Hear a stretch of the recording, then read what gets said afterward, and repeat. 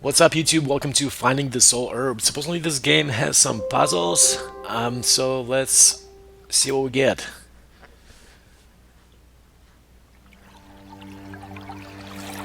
Chapter 1, Birth of the Soul Herb. I'm on the boat.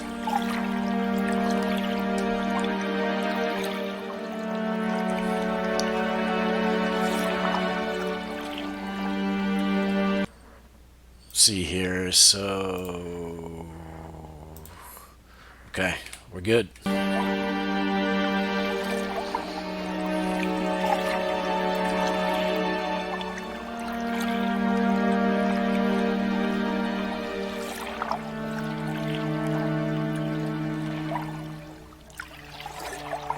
Okay, the view is pretty awesome. The graphics are, I don't know yet. Let's wait till we get in the grass. Run, spacebar, left shift. Okay. So there's no jumping here.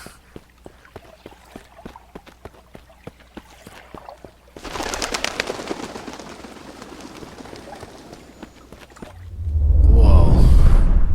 Okay, so it looks like I need to go over to that bridge or something. Okay, what is this? A campfire?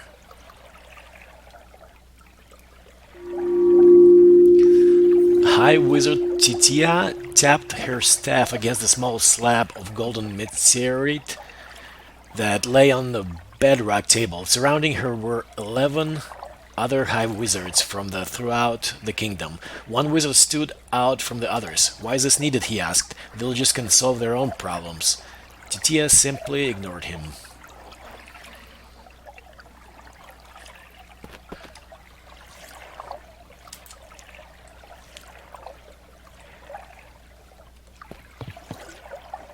Okay, I hear my footsteps, but I don't hear the door being open.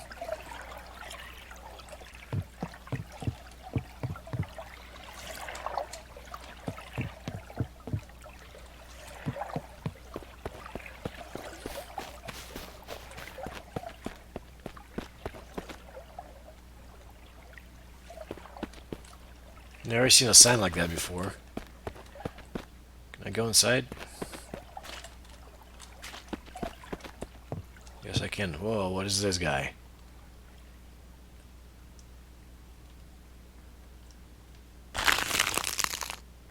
I'm not sure what just happened. Did I take that? I don't have any inventory.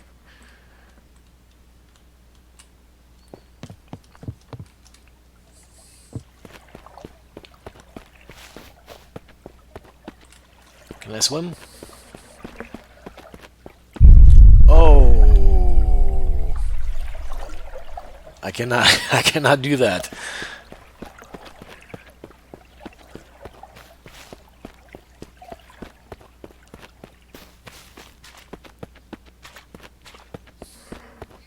Oh, another campfire.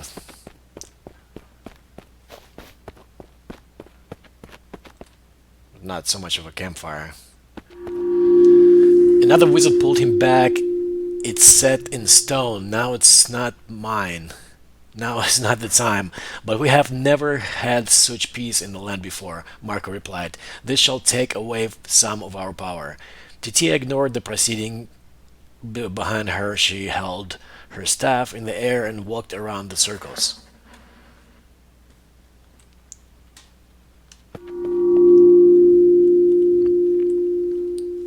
Wait a minute, now where'd I go? Oh, this way.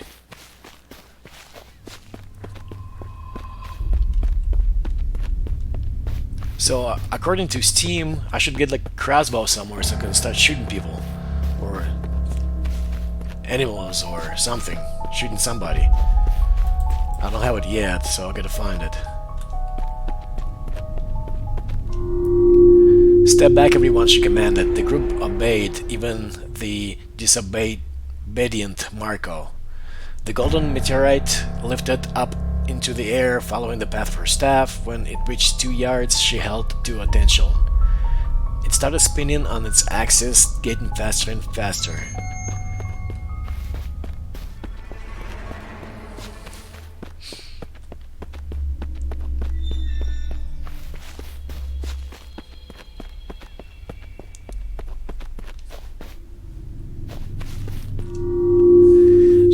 muttered a chant that soon became distant. Here ya, I command you to be the Soul Orb for a lifetime.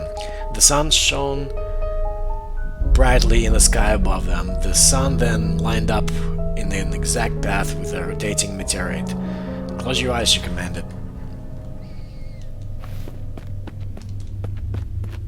Whoa, whoa, whoa!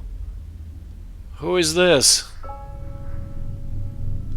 Scary looking dude.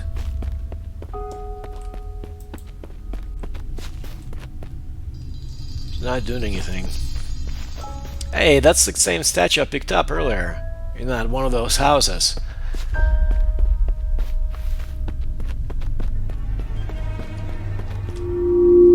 Everyone obeyed. The sun shot a sharp beam of light from its corona straight out through space. Quickly entering the Earth atmosphere, it kept on going. Titia held positive thoughts in her minds. If she had gotten the calculations incorrect, the experiment would fail. But the beam of light hit the rotating meteorite. The meteorite lit up in flames.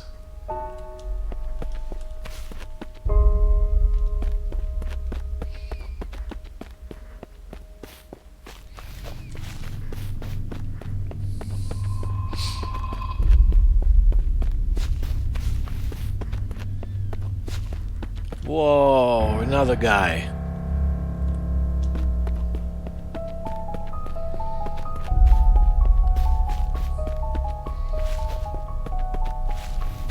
Creepy looking dude.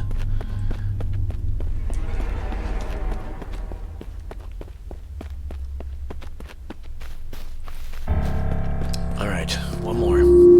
She carefully peered out from between squinted eyes. Open your eyes, she demanded of her team.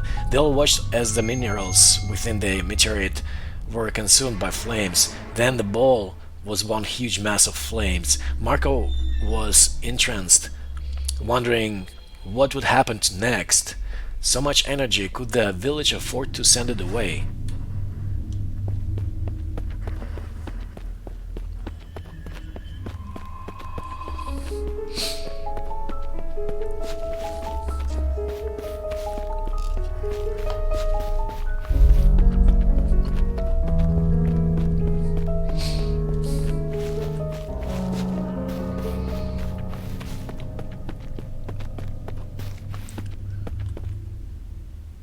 Wow, that's a hand. I don't know what that symbol's supposed to stand for. There's a leaf in the middle of it.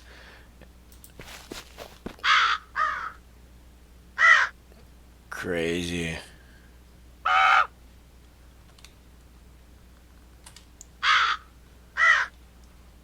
Wait a minute, now what?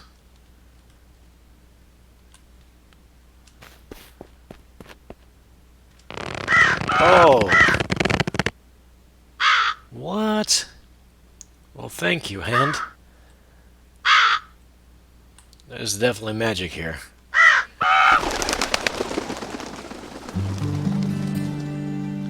Okay, that's kind of cool, those horses. Yeah, I like this.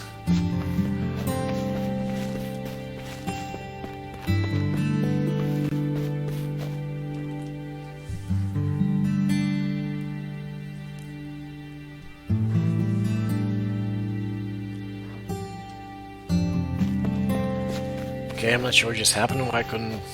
Whatever, we'll just keep going.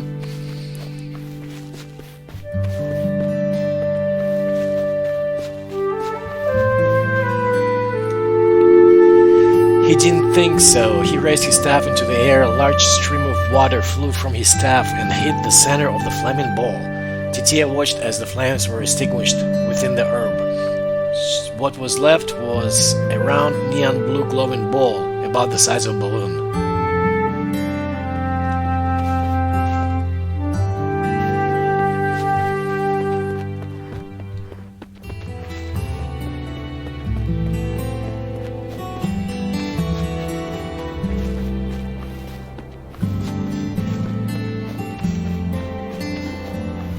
Oh, is that bridge I needed to visit? Oh, there's a house. Yeah, that's it. Okay. I made it.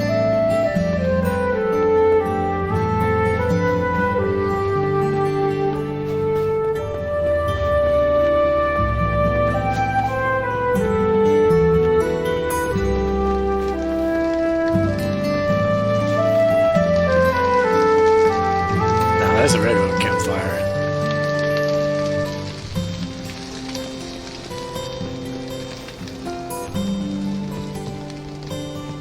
Oh, there's a crossbow. Ha ha. This is cool.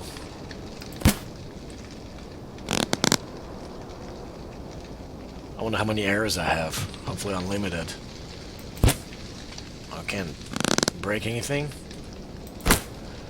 Alright. Now I feel a little safer. Jesus Christ!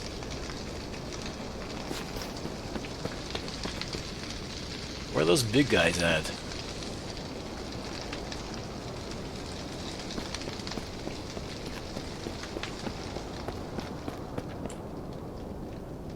I came from them somewhere down there. Oh, there's those big guys. I see one of them.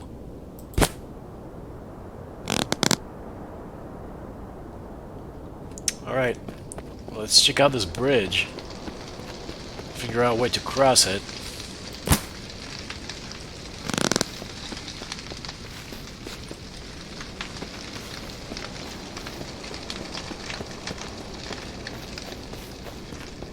I can't believe the barrel blew up. I didn't think it would.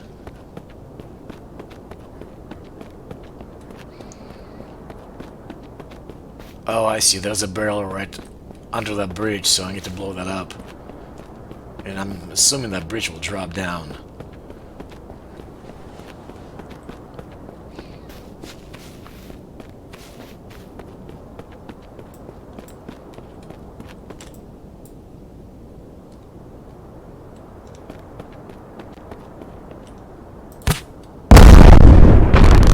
Boom.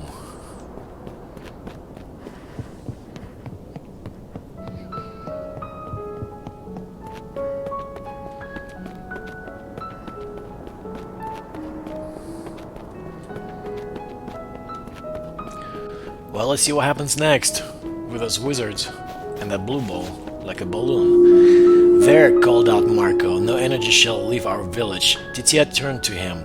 No, you're wrong. He gazed at her in anger. She turned and pointed her staff at the herb. Behold, this is the Soul Orb. It shall continue on its journey, finding its purpose. With that, the Soul Orb rose into the air, banked sharply to the left, and escaped the village. Okay, maybe that's where I'm chasing the herb.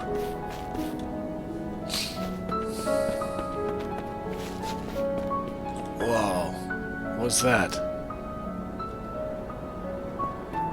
Can I shoot it? Is it a flying person? It's gotta be some kind of evil. Yeah, we shoot evil.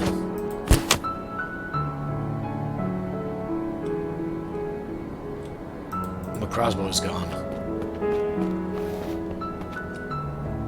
Was I supposed to do that or not? Maybe he was a good guy.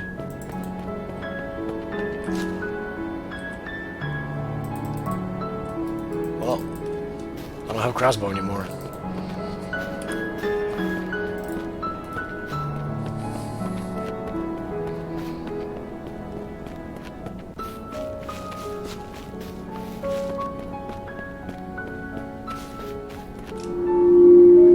The high wizards looked after it. What just happened? Yelled Marco. Why, you provided the last bit of the spell. And I thank you very much. She glanced at him and smiled. He wasn't certain whether to laugh, cry, or yell, so instead he went with the other high wizards to the local pub for a pint of ale. Okay.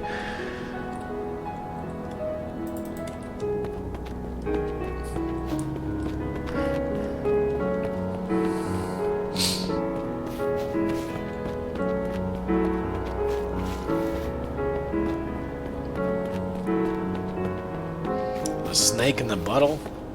First we had a leaf, now it's a snake.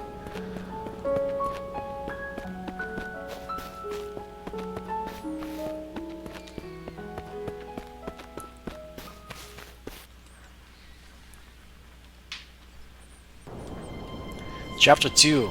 The Tyrant's Kingdom.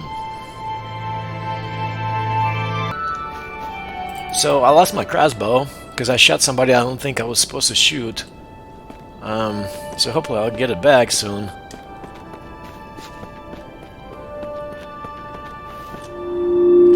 The king sat up on his throne holding a heavy staff in his hand. He thumped the floor with it. There were several people in the audience. There were no chairs. They uncomfortably sat up straight to view the proceedings. Send in the next one, the king commanded. A knight dragged in a male prisoner.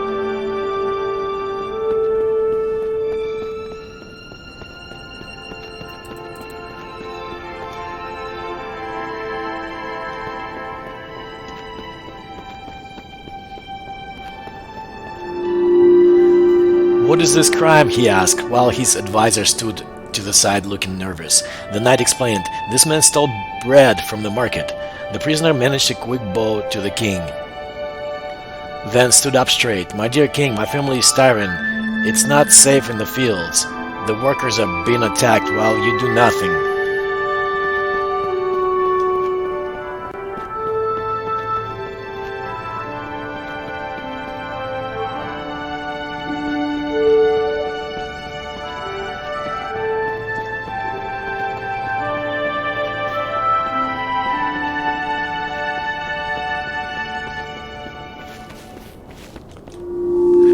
The advisor stepped forward. My king, our villagers are starving. I suggest some leniency here.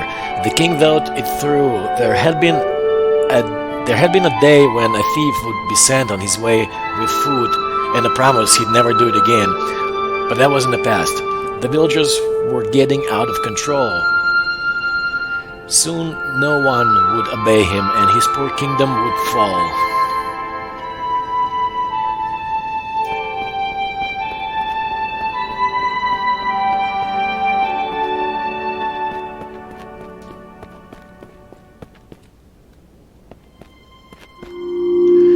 You shall spend a week doing hard labor. You will be getting free prisoners during that time. The knight grabbed the prisoner's arm, holding him away. But sir, what about my family? He cried out. He could look after himself, but his poor wife and children. Are there any other complaints today? Is that it? The king asked his advisor.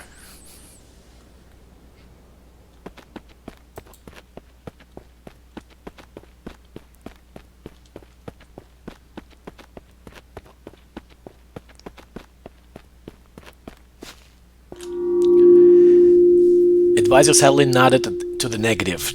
The day is done, your highness.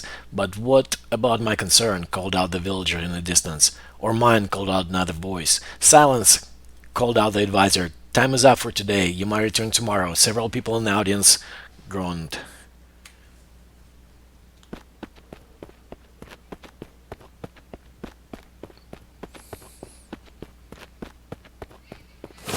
Whoa. That scared me, but I got my crossbow back. Oh, I can't even go back. Oh, yeah, I can. Okay. So we're good again.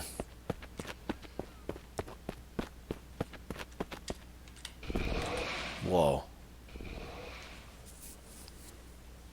I hear some noises.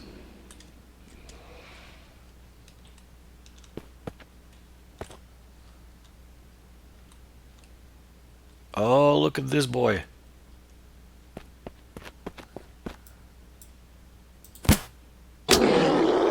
Ah.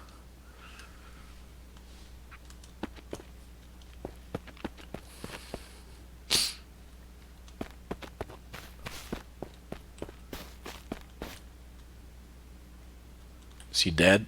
Yeah, he's gotta be dead. Scary looking dude.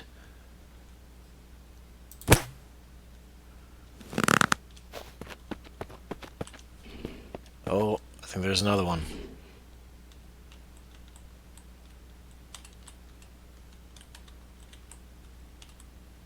I see him walking through that door.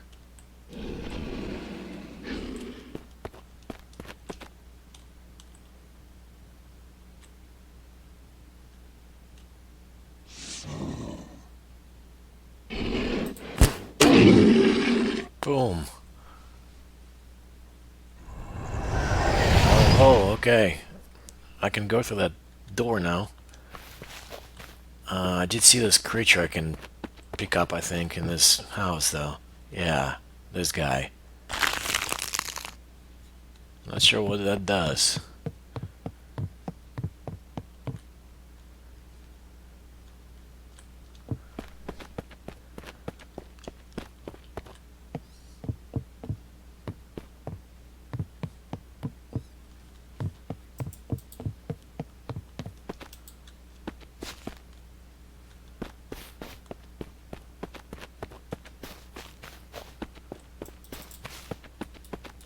Okay, so my crossbow's put away again. Maybe it's just because I don't get to shoot anybody.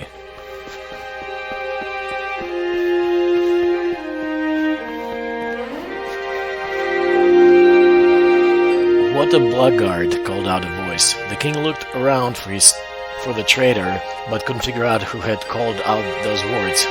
He shrugged. The king tossed his gold staff to the ground, then banqueted. It is.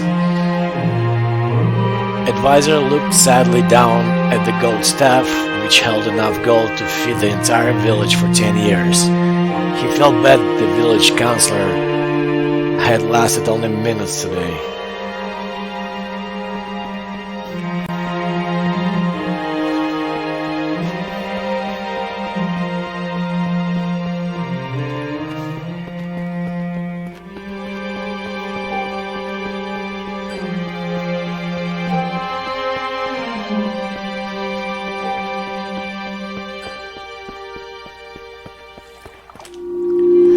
The staff lay there forgotten. Advisor looked down at it. He supposed he'd better lock it up. Otherwise, his life would be on the line should it become lost. Advisor picked it up and carried it outside. He would go back to the treasure tower. As he walked, he found the sun extra bright that day. He held up his arm to protect his eyes. He kept walking, then felt his eyes burning. Ka.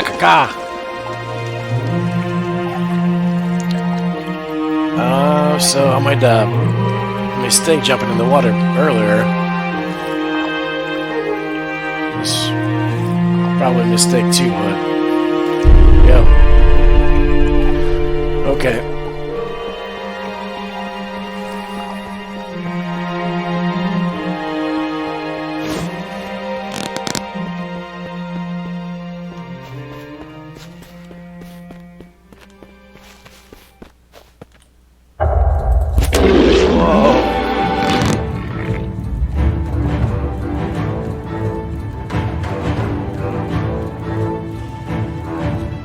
Here's some footsteps.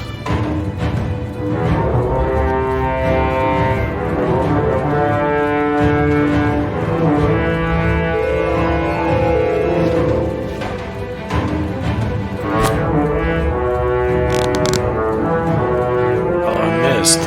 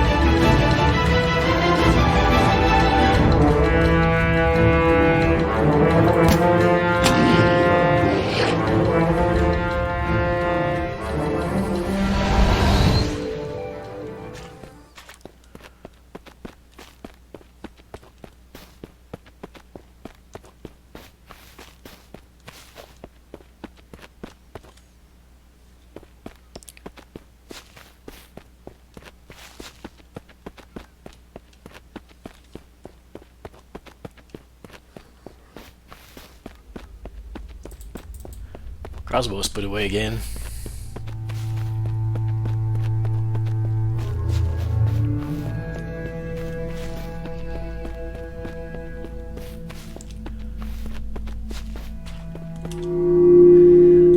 Then he saw a bright blue orb flash near his head. What the? He watched as the orb connected with the red stone at the tip of the staff. A purple color lit up the royal yard. He quickly closed his eyes. When he opened them again, the bright orb was gone. Advisor checked the ruby stone at the tip of the staff. It was warm, but had no sign left of the soul orb.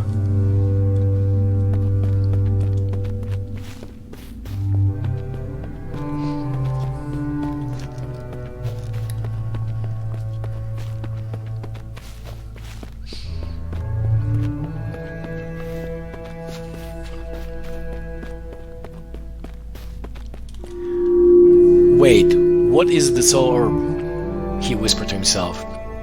Then he remembered he had to quickly get the gold staff under the lock and key. There were many poor stragglers wandering the yard who were looking at him curiously. He thought he overheard conversations that were against the king. There was a small group near the pub.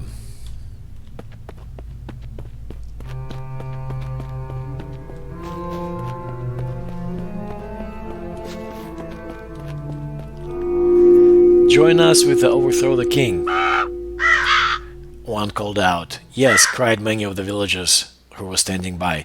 We're tired of being attacked and going hungry while the king thrives amongst his jewels and food. Hear, hear, called out a woman.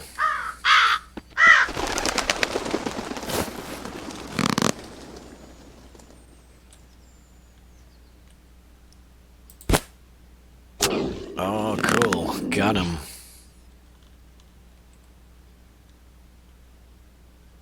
Oh, there's another one.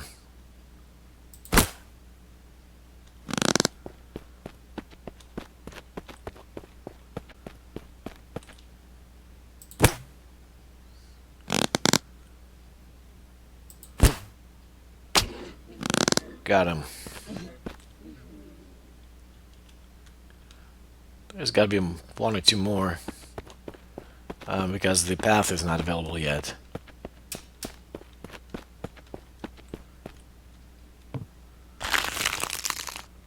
Should have tried to shoot it, see what happened.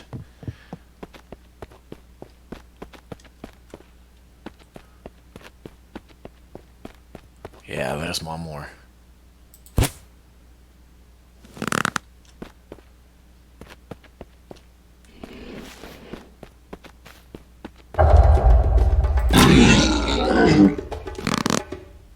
Uh-huh.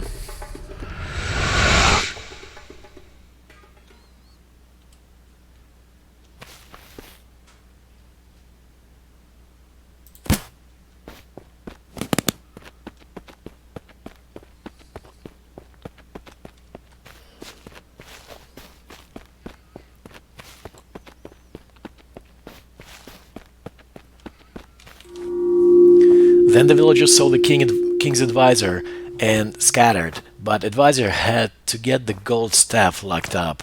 He was ragged and simply didn't have time to deal with the potential revolt. Also, he agreed with what they were saying. Whoa. Is this guy gonna attack me?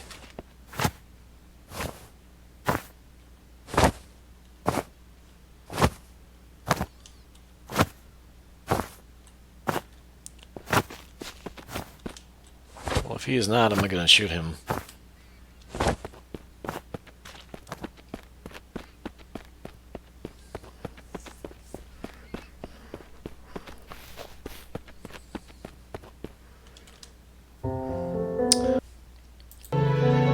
What's up, you two? Hello, Alexander. Whoa. It's time to find me.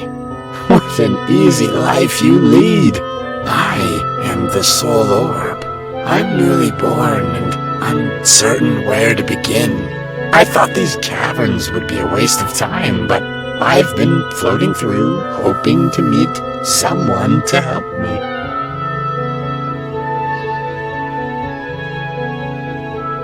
I just happened to float over your sleeping form when I saw those werewolves.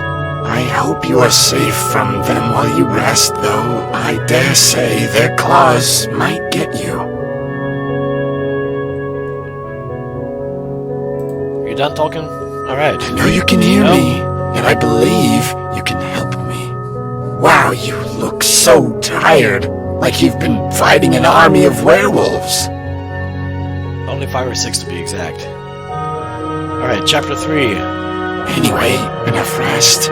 Now, it is time for you to come find me, the Soul Orb, in these caverns. I have a head start, so I hope you can catch up.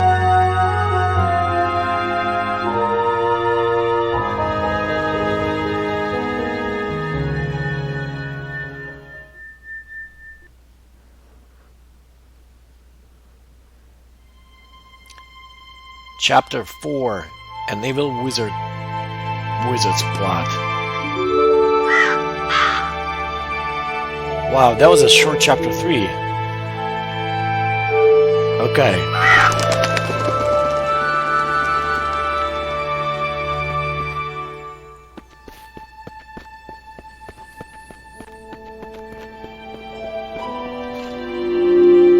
Psst, called out a voice. When the knights patrol to the left, we sneak through the right. Okay, I see that. His friend whispered back. Got all the kids? Yup, west. Called out the knight, clutching his long staff. He stiffly turned to the west.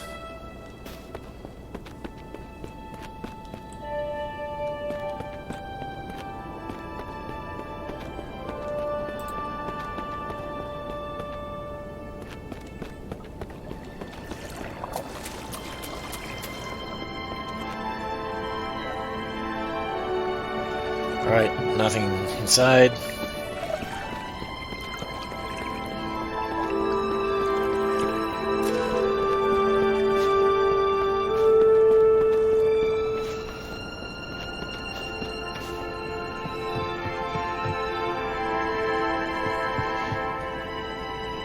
And this one is empty too.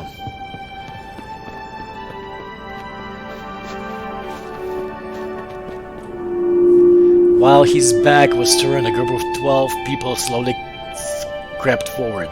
The knight's figure got smaller in the distance. By the time he hit the wall and had turned around, the 12 villagers had all fled. Marco saw what had happened from the tower he was hiding in. He just shook his head. It wasn't his job to keep the villagers inside after all. If people were scared, people were scared.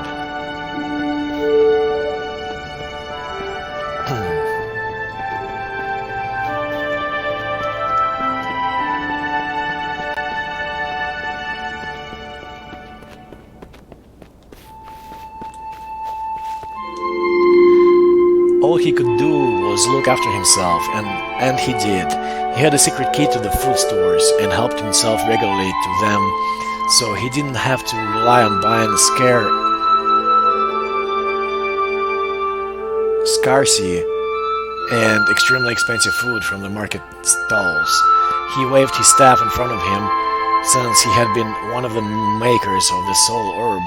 However, unintentionally, he'd been watching its path.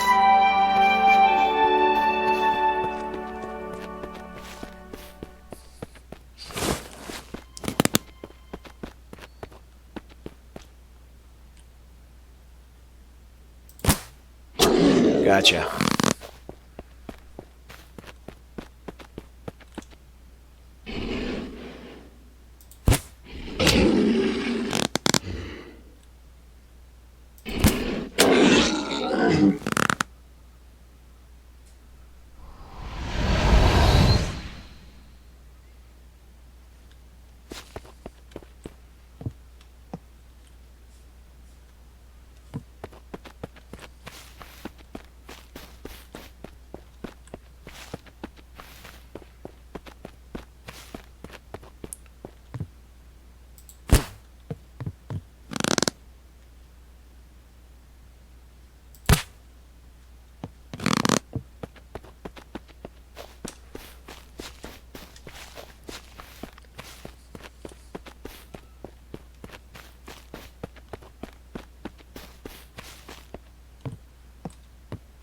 Alright, nothing in the houses. don't think.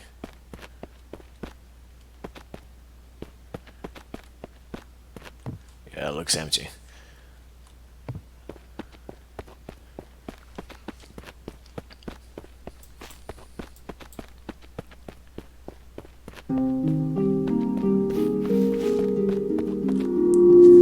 Right now, it seemed to be near a cavern at the back of the town. He needed some fresh air, especially after turning 10 pounds of pyrite into a few flakes of gold dust. Still, he felt proud of his accomplishments. After all, perhaps one day he could rule the village and not the king.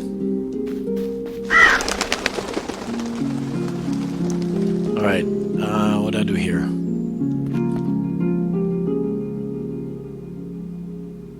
Oh, do I need to shoot that guy right there, maybe? What to do, what to do?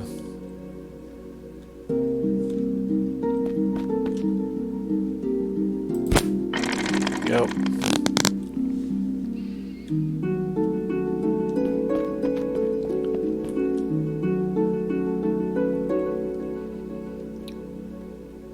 Very good. Not much of a puzzles yet.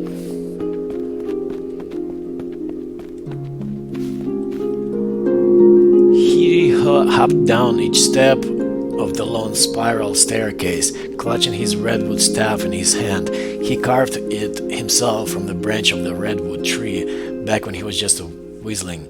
He knew that many of the villagers were fleeing the tyranny of the king, while many others plotted against him. And just as many were loyal to him too. Not surprisingly, those who were loyal were those he favored with wine, food, and gifts.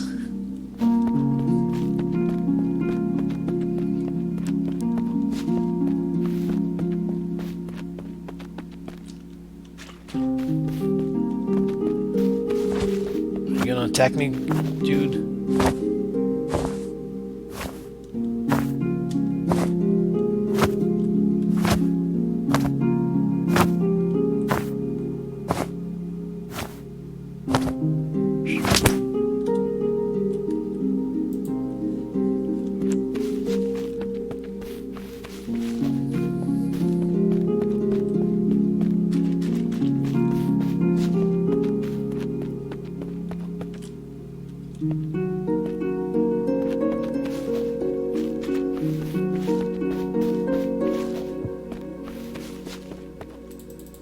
Fireplace?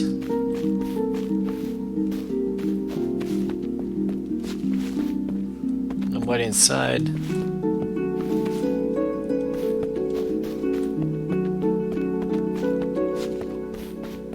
Uh-oh. Fail. Dead end.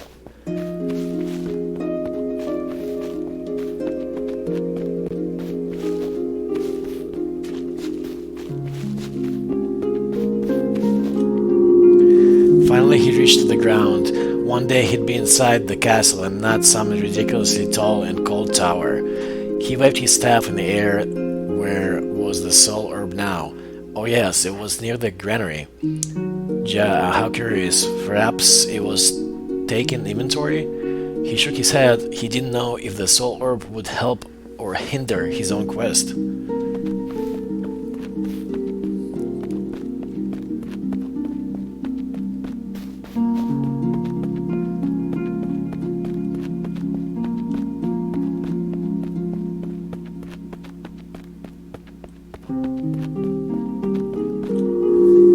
He saw exactly where the Soul Orb was located and headed to that part of the village to see what it was up to. The orb was hovering near a part of the wall that had been damaged by vicious creatures. It hadn't been repaired yet, as the town's workers were rapidly diminishing.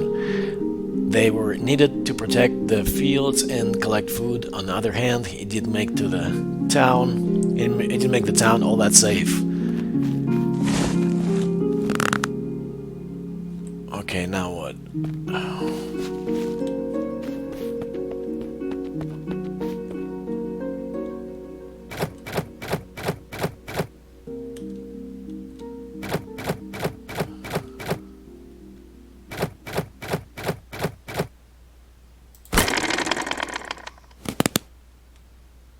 Okay, I think that's what we needed. What's under here first? Dead end? Yes.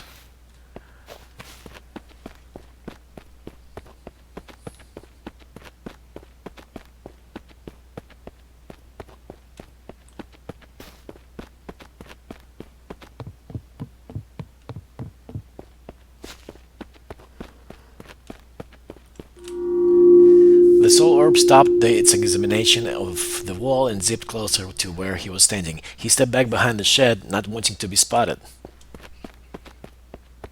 Looks like that Soul Orb got its mind on its own.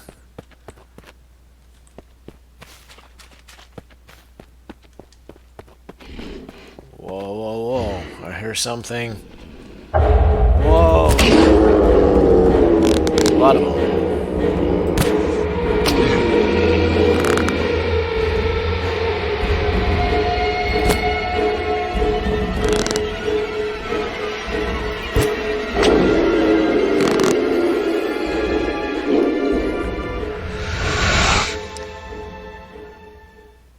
Path is clear.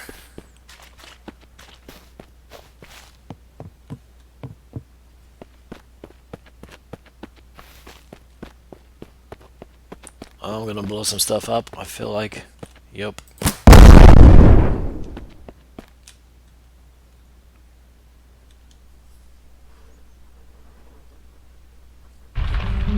Chapter 5, the investigation.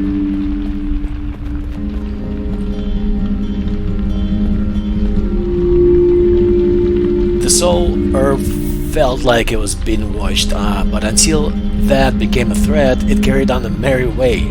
Observing and recording the events in the village, the first thing it had noted was that there was a king who appeared to be the ruler of the kingdom. However, the king wasn't well respected.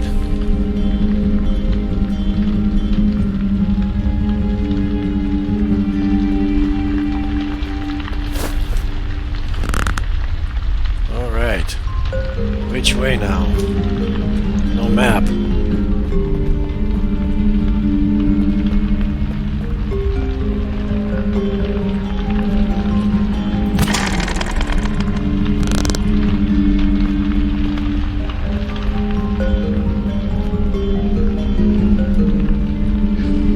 What if I can shoot him from here?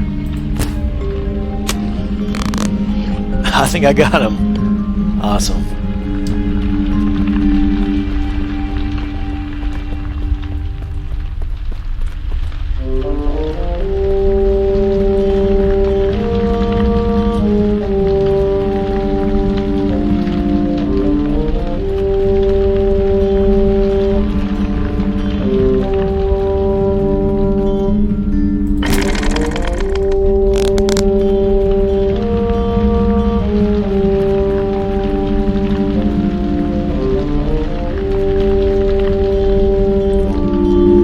Soul Orb felt like it was being watched, but until that became a threat, it carried its...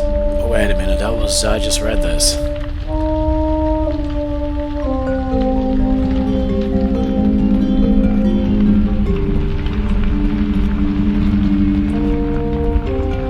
I should move forward. Oh, this is back. This is where I came from, right? Yes.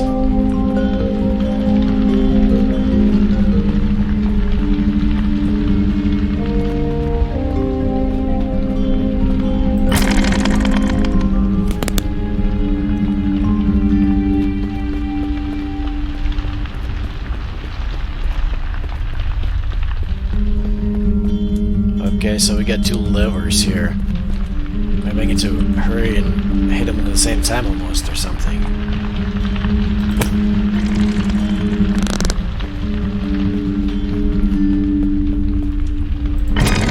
Yo, okay.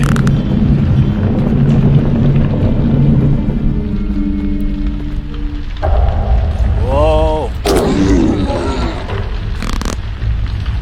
Try to run at me.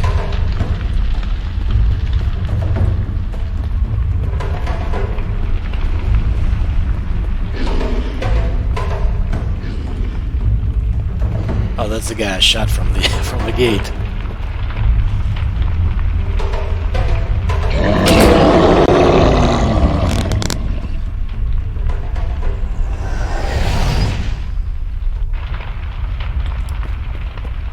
Okay, so do we go down or up?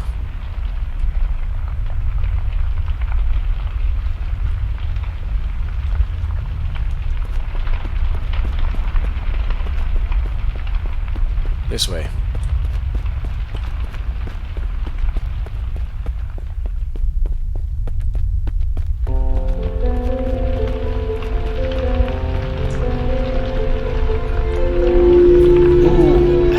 Cried the villagers, as a prisoner was locked up in his small dungeon to the side of the main watchtower.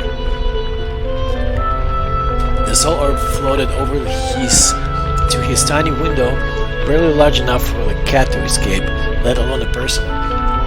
The man sat sadly on a wooden bench, or what was meant to be a cot.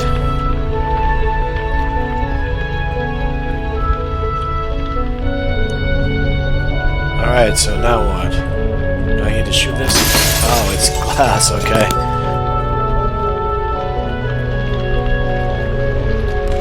Alright. I can't jump.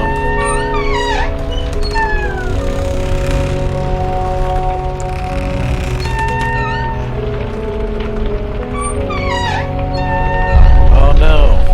What am I supposed to do?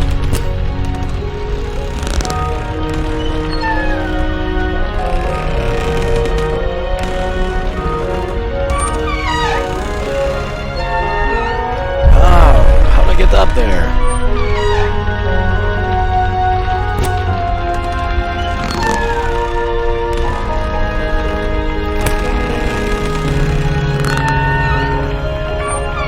There we go. Let's look to the right side.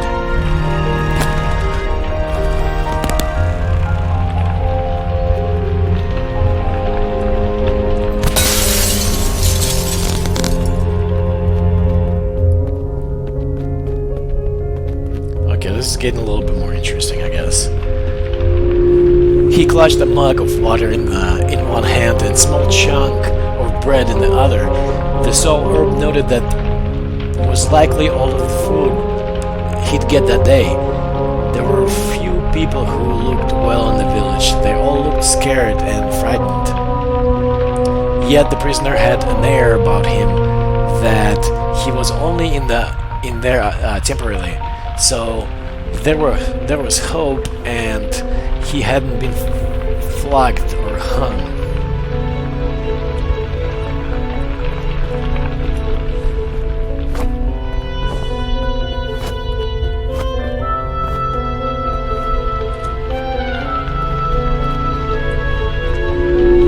Could it be that King was the cause of all of the unrest in the village? The Soul Orb floated away to check out the rest of the village.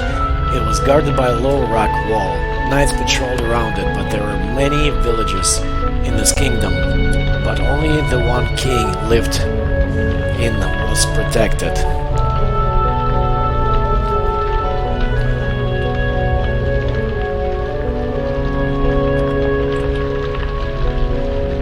So wait, I came from...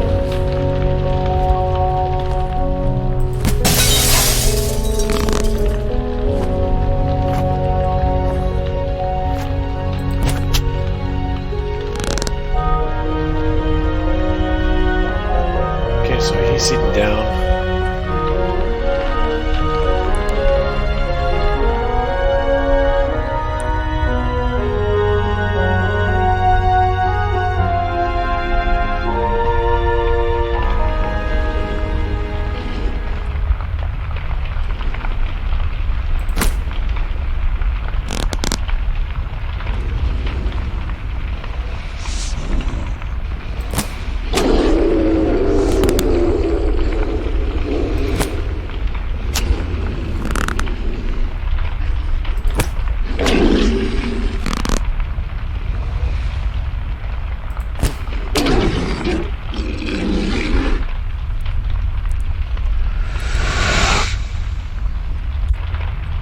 Alright, path is clear.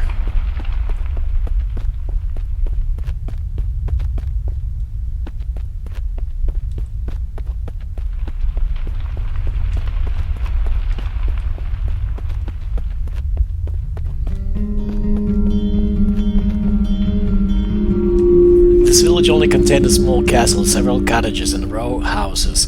There was a small market square where people did business, but most of the stalls were barren, despite people sitting on stools in despair. The Soul Orb floated beyond the wall. Out here were some vast and beautiful gardens, full of fruits, vegetables, and flowers. So why were the villagers so in distress?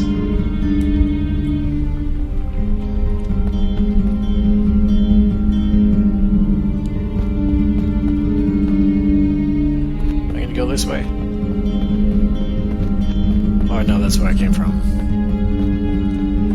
Goes down here.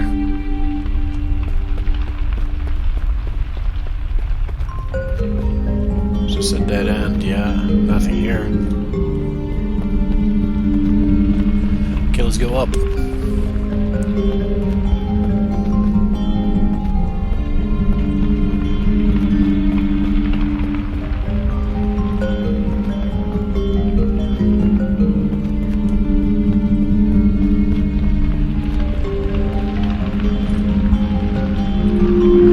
Then the Soul Orb saw them, a small band of werewolves. They were hiding behind a laurel bush that was providing a shade to a row of benches. A young woman was out with her child. She was walking nervously around, plucking lettuce and carrots from the ground. The Soul Orb let out a loud howl before the werewolves struck. Fortunately, this was enough to thwart them from attacking.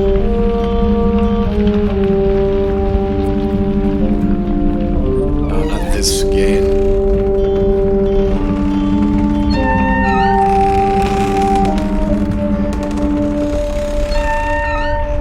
Well, easy.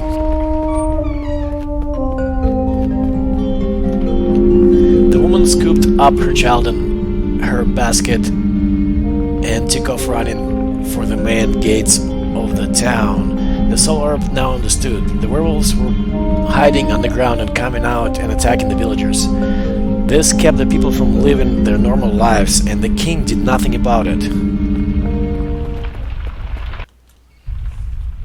Chapter 6. The Savior arrives.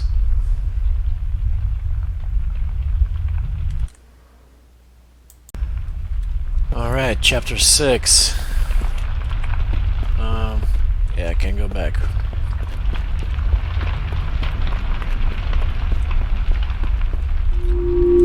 Alexander was glad he was back from sailing the seas. He could visit, I think that's me, he could visit his parents and see what they were up to. He needed that short respite in the cavern. He didn't want anyone to see how tired he'd been. He tossed his crossbow over his body with his leather bag full of bolts hanging from his belt. Clutching his suitcase in another hand, he walked the path to the village.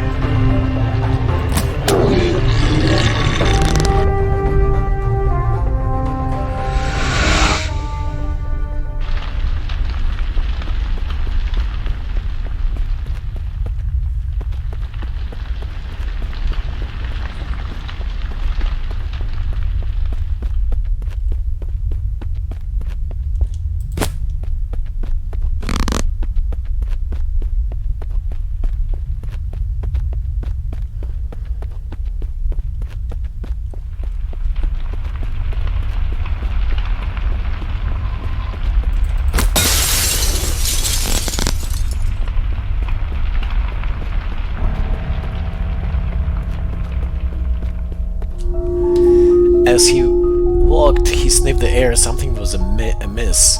He'd been a hunter for years and could sense when there were animals nearby, but these animals had a sharp, pungent scent, a bit like the pleasant scent of a wolf, but crossed with the stench of a frightened skunk.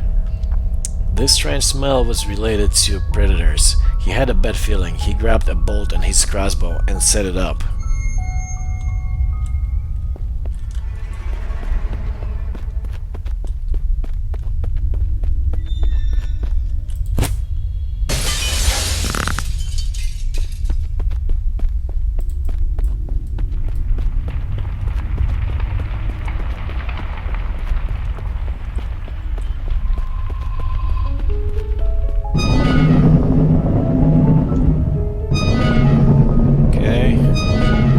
To shoot.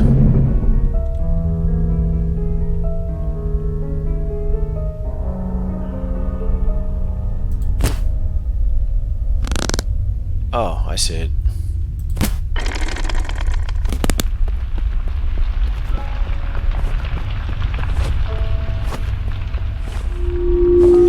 Now he was ready. He lightly tread over the ground, avoiding any decayed leaves. He was nearly at the edge of the village where they had all the growing fields. Strange, it was quiet out today. Normally this part of town would be full of industry. The king had considered extending the wall around the gardens, but since there had been no threats, it had never been done.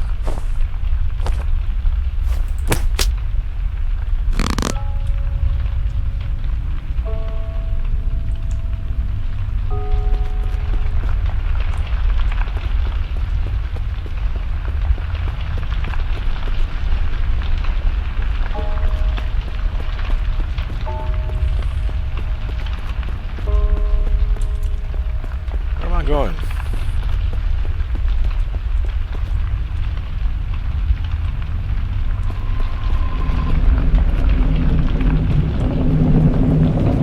Whoa, whoa.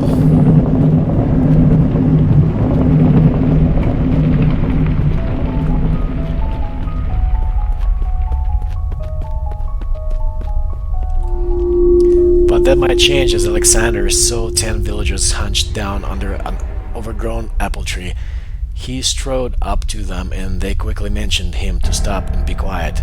One frantically pointed to behind him. He slowly turned. When the attack was on, 3 werewolves rushed at him. He had seen some of the villagers with knives in their hands, but there was no match for a werewolf's teeth.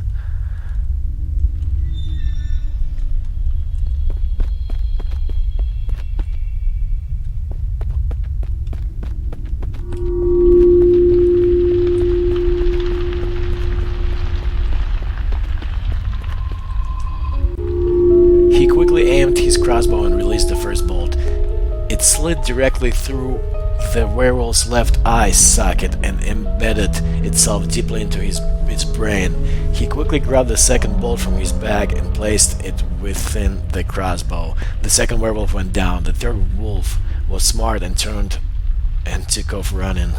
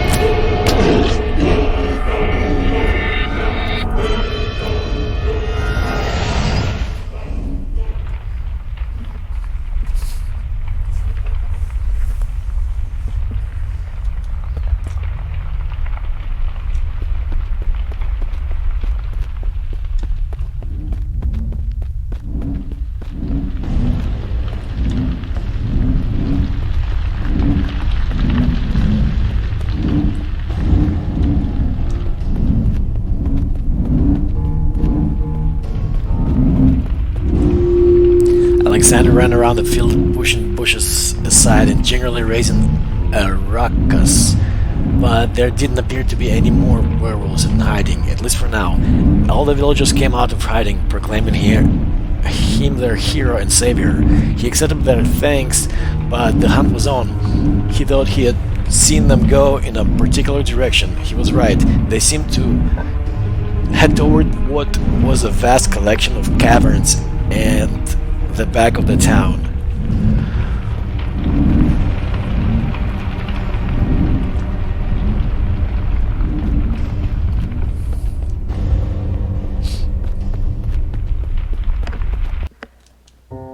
Alright, chapter 7. The quest begins. Alexander's dream. Alexander, I believe that you, a sailor warrior, can help me. You seem to be having trouble keeping up. Perhaps you need to work harder. Those little legs don't run very fast. If you want, at another time, we can train around that lake in the middle of the kingdom. I would like to definitely run faster. I'm here to tell you that I can help the kingdom at the behest of the High Wizard Tisha. Okay, I'll give you a clue where I am. I'm here, right here. Tisha, that's how I pronounce it. Okay, I'll give you a real hint. I'm about 4 turns around the corner. I'll hang around in the small nook you are in, but this situation is getting urgent. We said 4 turns around the corner? While you dilly-dally, more villagers are being attacked. You're needed. Get out there and help fight.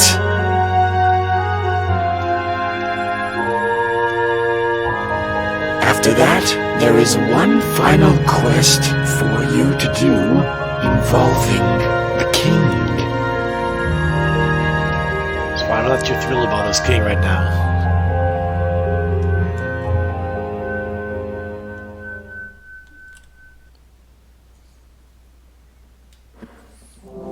Chapter 8, The Invaders Strike.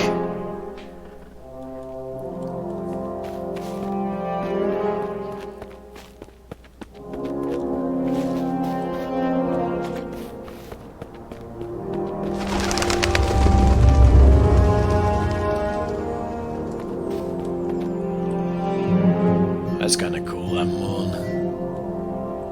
The sun. Alright.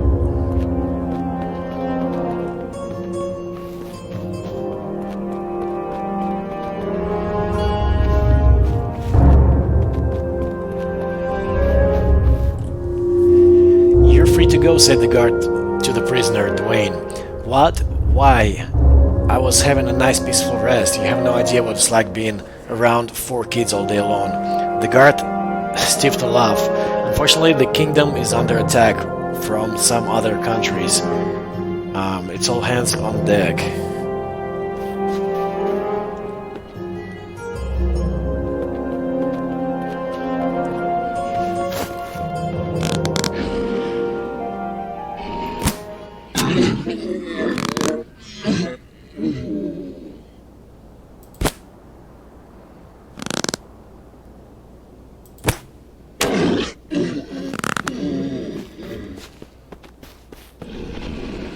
Another one.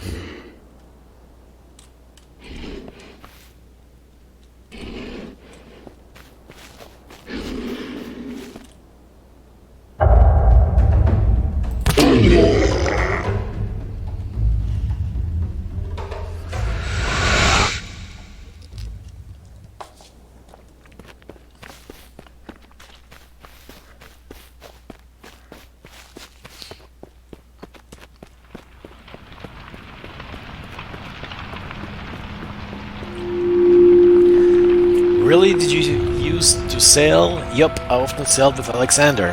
Oh, I hear he's coming back. Yes, in fact, he's already saved innumerable families from the werewolves, but we need more help guarding the village. Okay, lead the way, said Dwayne. He grabbed a sword and the guard presented to him. "It could be worse," said the guard, leading him to the gate of the village.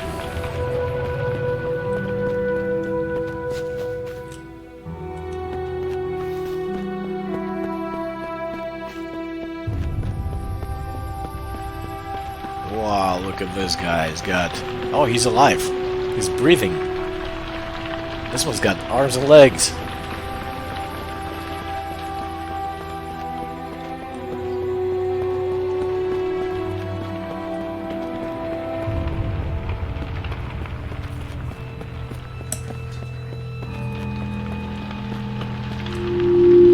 Outside, several country folk wore metal armor and brandished swords.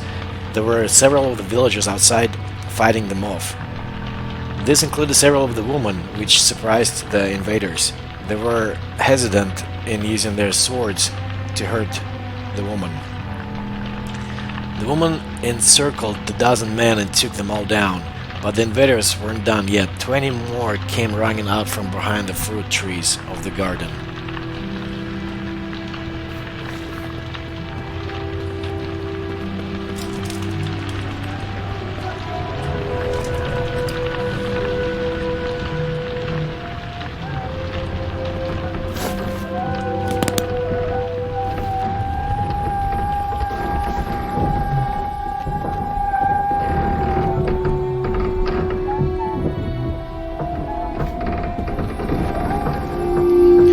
Dwayne rushed forward. He might not be experienced in the art of war, but he had the element of surprise on his side. The tall invader was shocked to see a short little man in front of him with a sword almost as long as he was tall. The sharp end of the sword plunged into his chest. "Wham!" cried Dwayne. Now he was warmed up. He went to help the other guards fight off the invaders.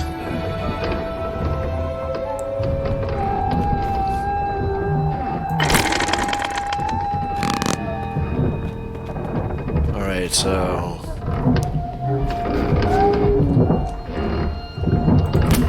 what do I do here?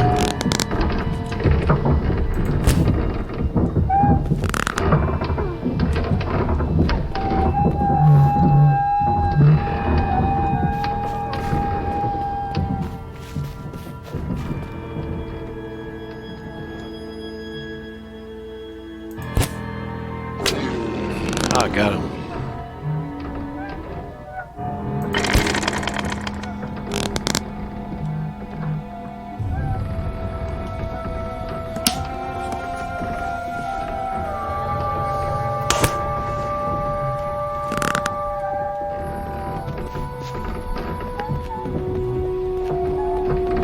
Oh, I see it, I see it, I see it, I see it. I see it.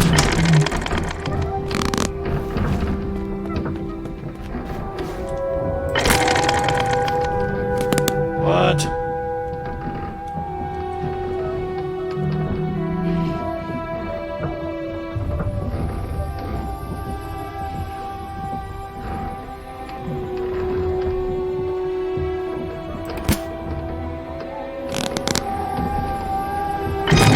Ah, I had to shoot them both at the same time.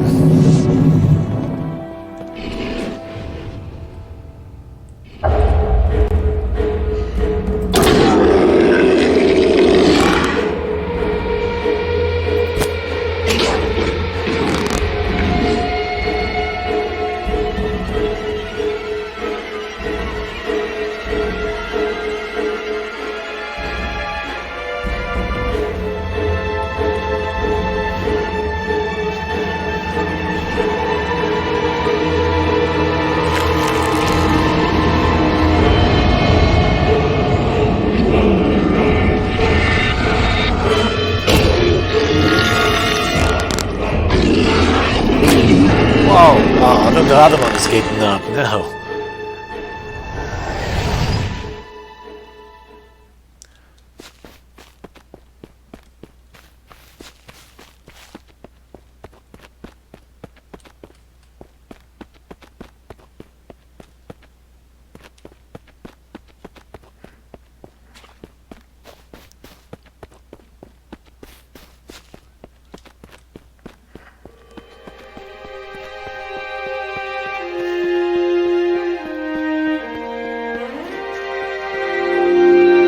He waved at Alexander in the distance. He quickly looked to see if the woman needed any help, but they didn't. You'd think the invaders would have learned of female strategy by now, as they quickly encircled around another group of invaders, taking them down. But Dwayne had no time to watch. A man in front of him scraped his chin with his dagger.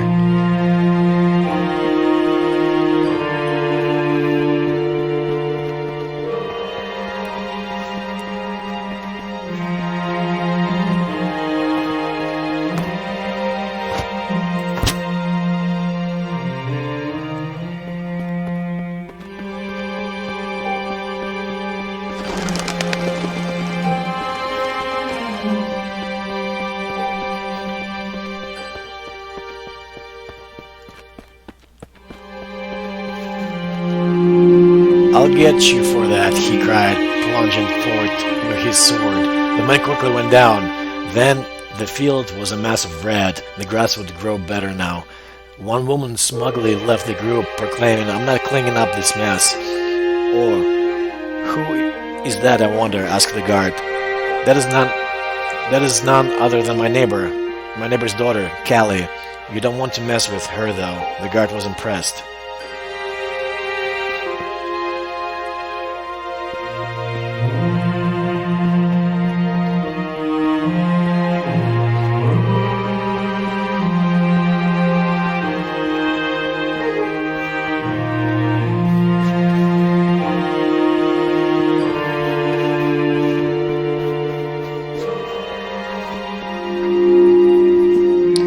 "Say, what's your name?" asked Dwayne. "George," he replied as they shook hands. "Now that the chivalry is done, I need you on guard duty. There could be more coming." Dwayne nodded, happy to help. "Oh damn," cried George. "There are werewolves on the way. Those damn country folk didn't help our situation. All the men and women look so tired now."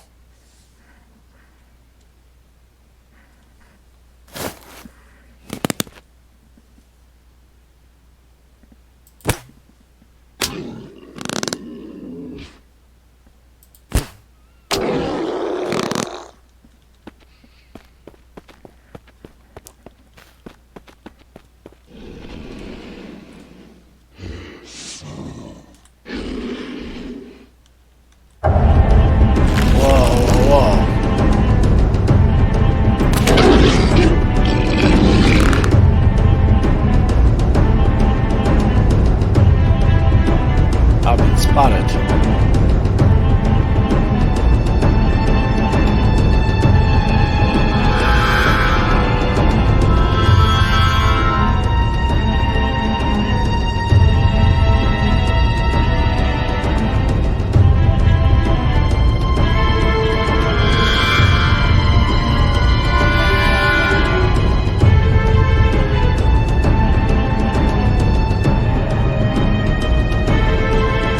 Not seeing anybody.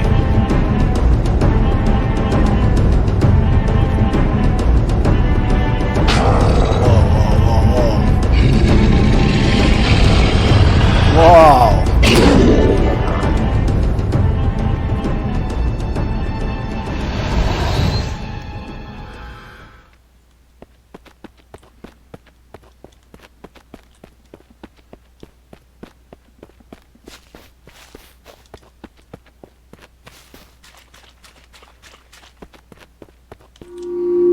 Well, give the woman a break. Now it's our turn. George led the way, sword held high in the air. Dwayne had no training in killing werewolves, but he followed after George. He made a mental note to ask Alexander if he could create a warrior training program for the villagers.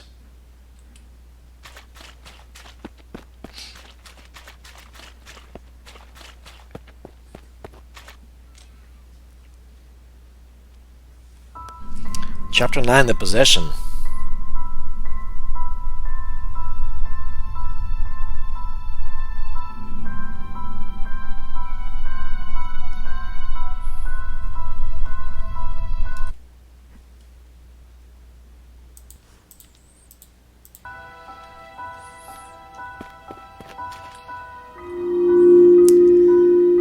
The Soul Orb was getting bored. To be able to understand, it must learn. It hovered near where the king sat on his throne. He appeared to be doing nothing, which was the most curious, as he was supposed to be the ruler of the kingdom. The Soul Orb made its decision. It zoomed quickly toward the king and slipped through his ears and into his head.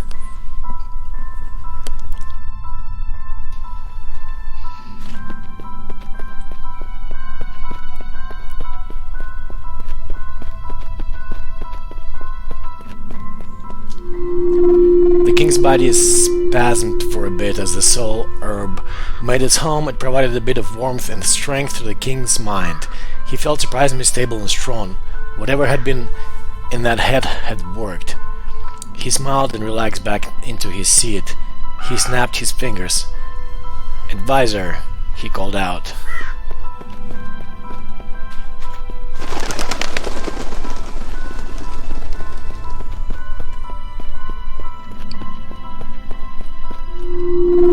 "Yes, Your Highness.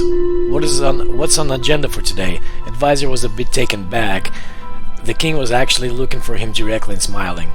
"Well, sire, lunch is on the agenda.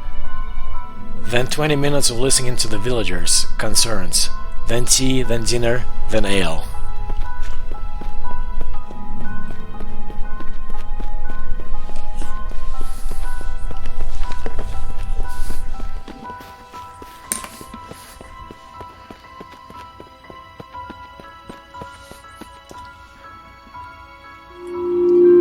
The king shook his head and laughed. "That's not good enough. I need you to allow more time to the villagers' concerns."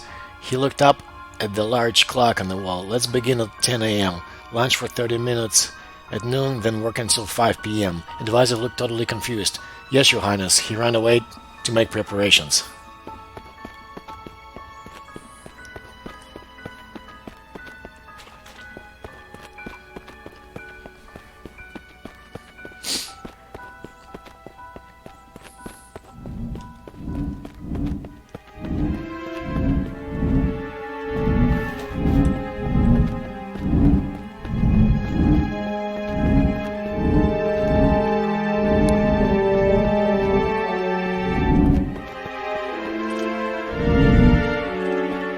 Oh man, it got me.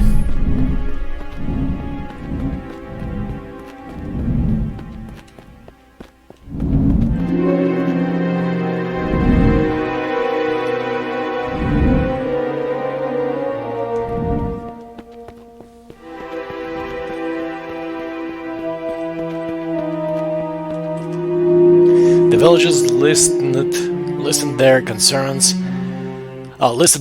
and the king was bored. Advisor was totally confused. This would cost the kingdom, but on the other hand, having support to guard the fields would help to feed all the villagers in the kingdom. The king proclaimed that several of the guards must be sent out to hunt down the werewolves.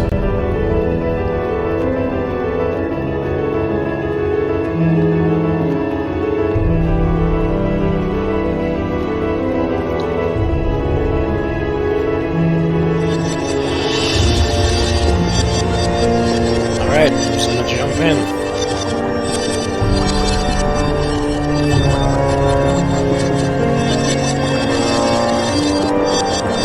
Whoa!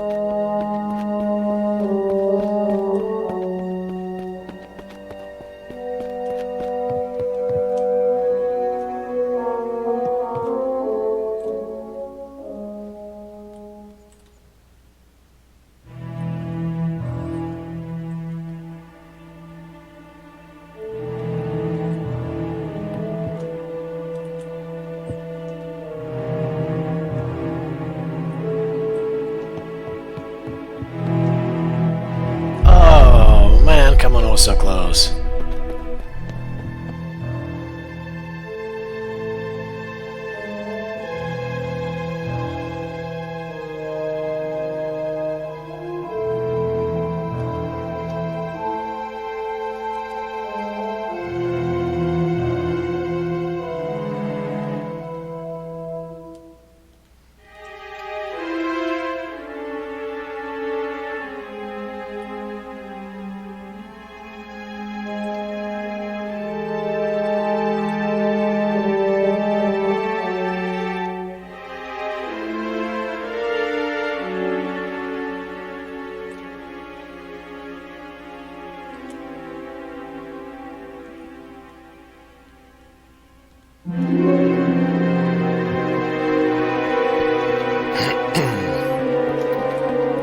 Werewolves!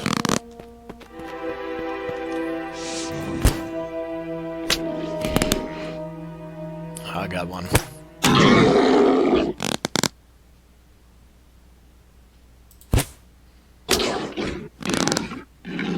They seem like bigger ones or something. I'm sure they're the same size, but... Wait, was there another one? Oh yeah, right there.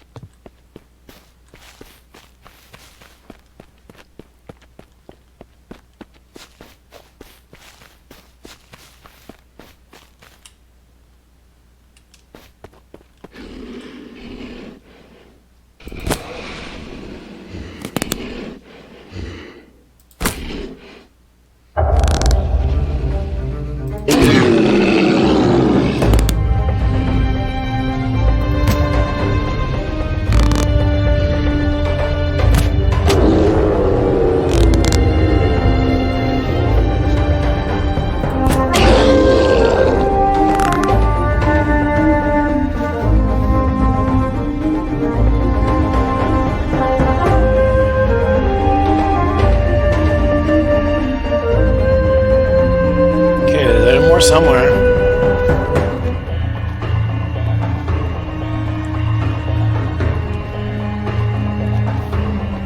I see you.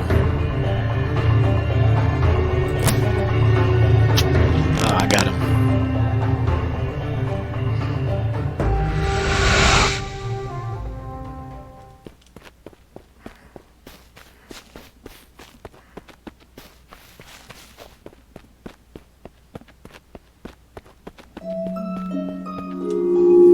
There had been several sightings of them over the past few days. The villagers helped the guards in tracking down their secret underground layers.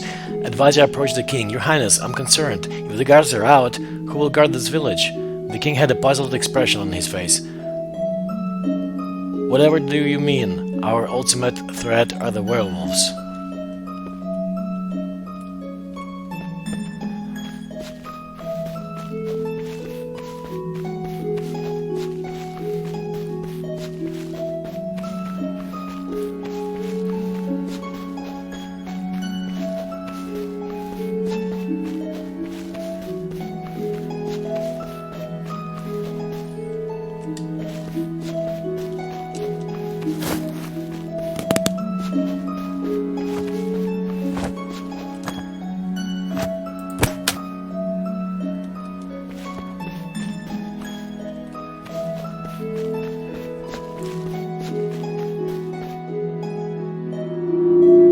Advisor shook his head. Sire, in case you have forgotten, there are several villagers who are trying to rise against you.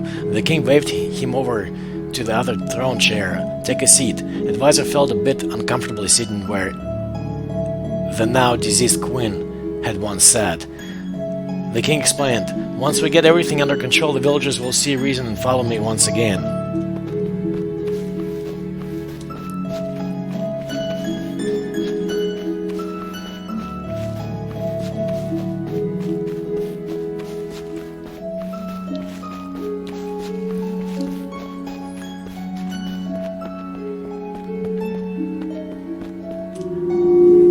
advisor nodded his head. "You're right." The king smiled. "You'll see. Once the food is collected and more chickens are bred, we'll have a big feast. Once tummies are full, people will be happy and healthy once again."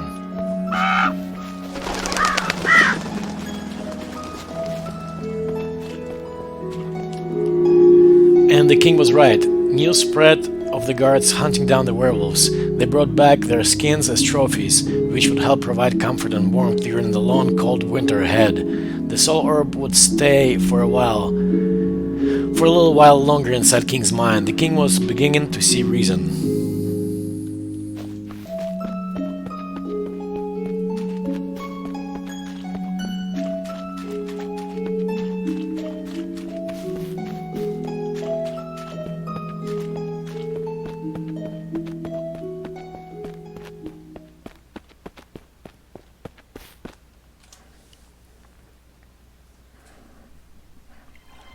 Chapter 10, Too Many Battles.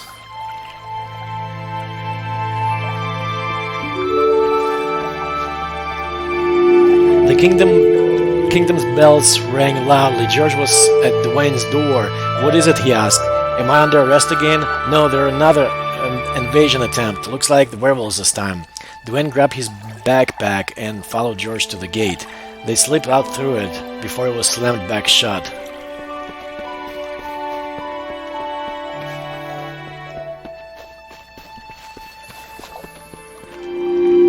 Already several of the villagers were in the battle against the werewolves, including Alexander, the most talented of the group. This time, they were prepared with long swords and sharp pickaxes. Fur and blood flew everywhere, and just when Dwayne thought he could take a break, some more enemies advanced. These ones were from another country to the south.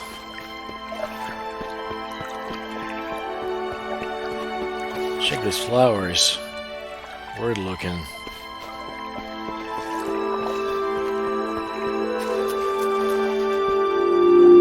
"Good," called out George. "I was just warming up." The two men backed each other up. It was like extra power enhanced their trust and parries. They jumped back to the right moment.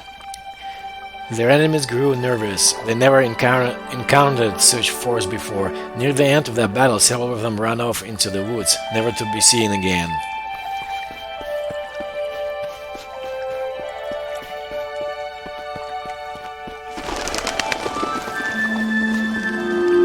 George and Dwayne took 2-hour breaks before it was time to fight the next battle. Why they were happening all in one day, they didn't know. It was like the world was striking back at them all at once. It was the third werewolf battle of the day. "Where are they all from?" cried out Dwayne. "Take a break," said George. "I'm used to fighting, you're just a farmer."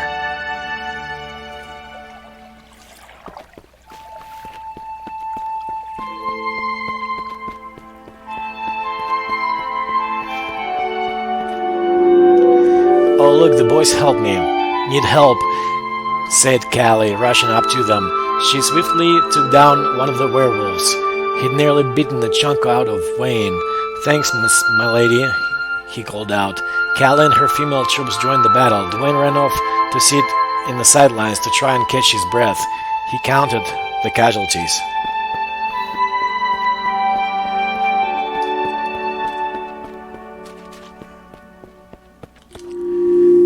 There were hundreds of dead werewolves on the ground and few human enemies. All of the kingdom's casualties had been quickly carried off to the village witch doctor. But sadly, there were still a few dead from the kingdom, including the king's advisor, Edvi. Oh, Edvi was his just name, or nickname, whatever. That's okay.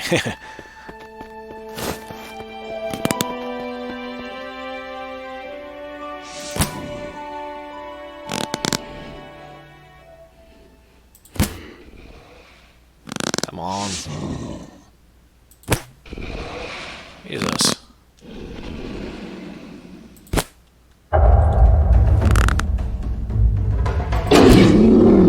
What?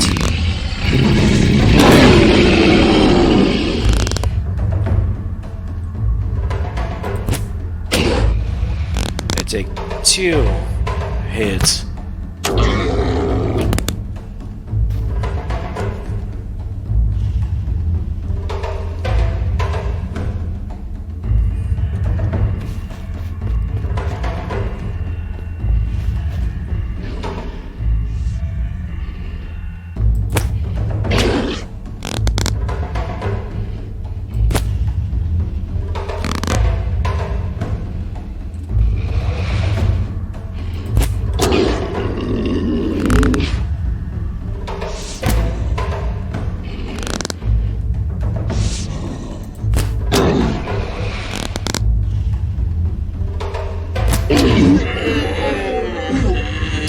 land path is clear.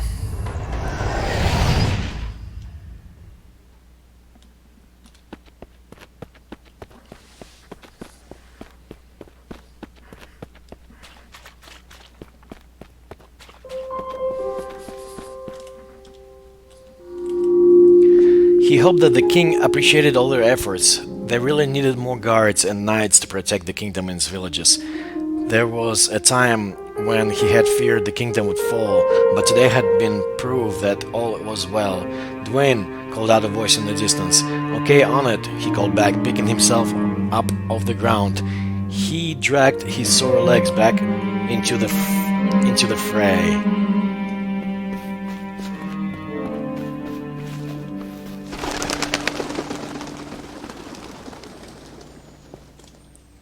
Oh, why is that changing colors?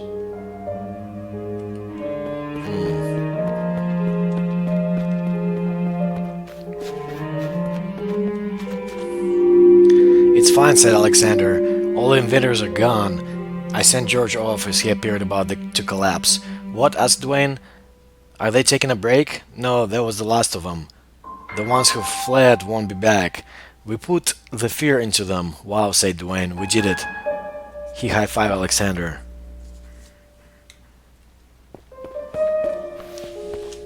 Alright, how to open this guy?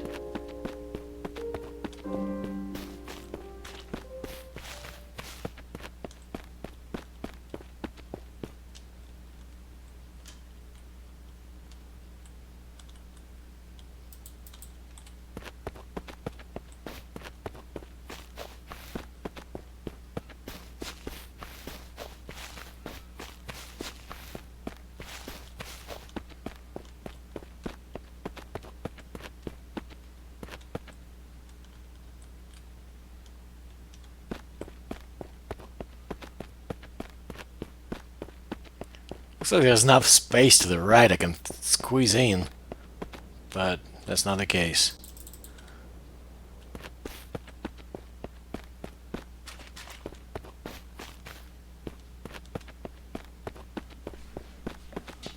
Okay, it's probably on the other side of this wall.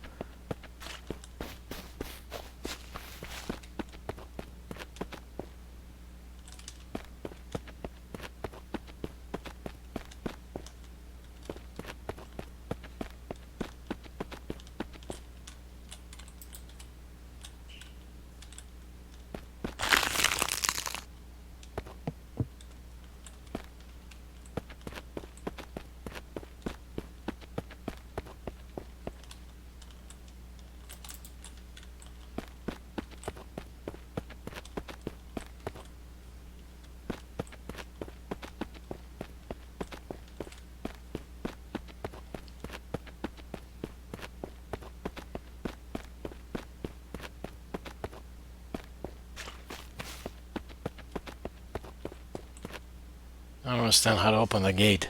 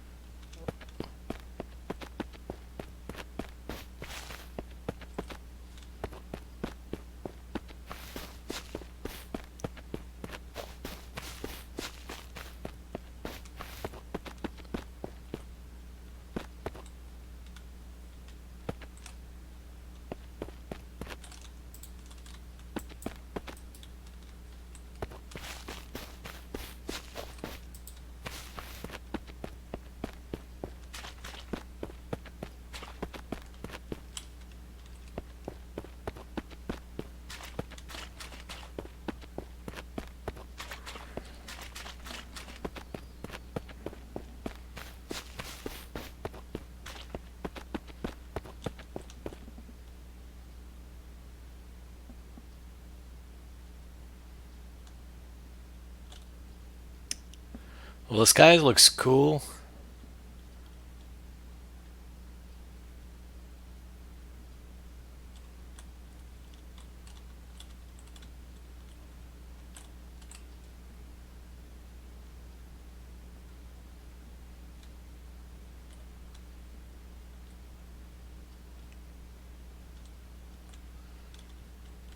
What is the puzzle here? I wonder.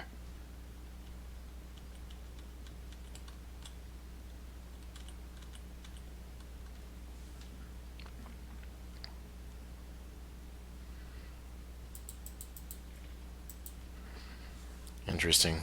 You must be at the correct spot, facing the correct direction. Okay.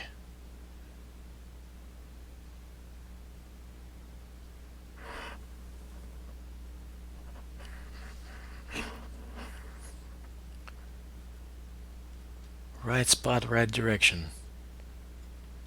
There we go.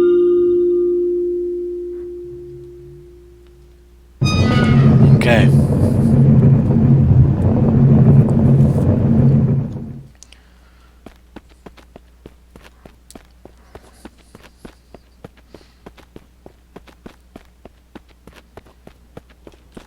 Where's my bow?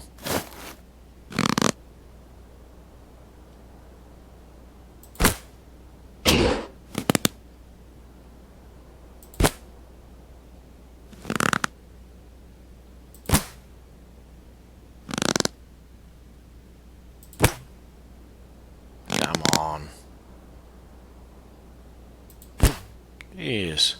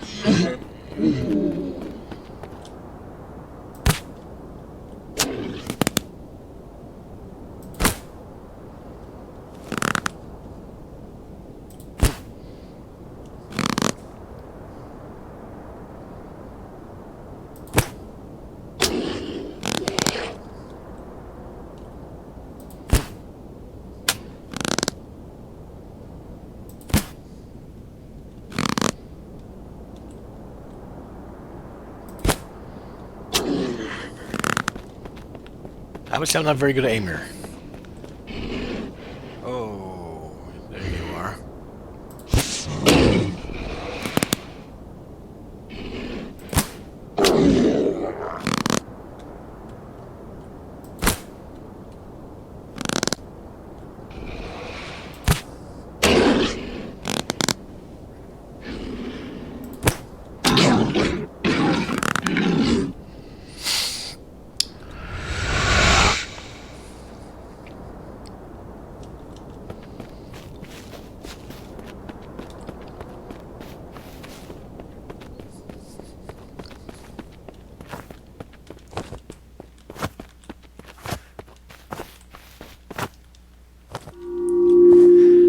A feast will be good, said Dwayne. Yes, but it's mess out here. We'll see what we can save. Alexander looked around at the fields of vegetables and the fruit trees. Much of it had been decimated, but there was a spot on the side that had survived. That should be able to feed the villages for a week until they could rebuild.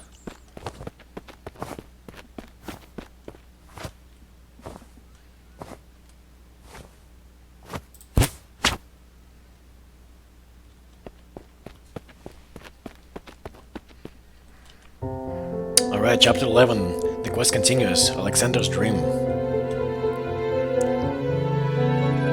Dear Alexander, I am confident that you know that I, the Soul Orb, am here to help. Come find me in these caverns. You are getting closer. It's too bad you got lost last time around, but now you're heading in the right direction.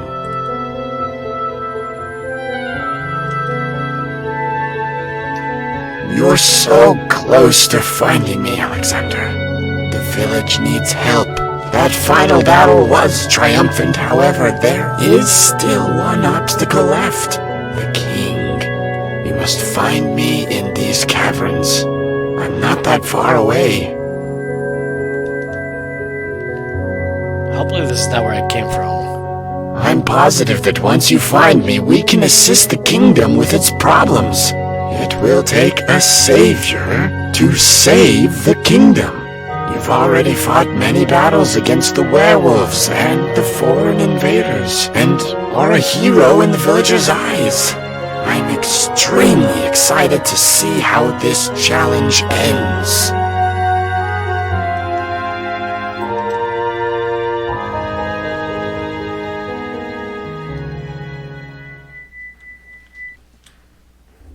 Chapter 12, One Final Battle.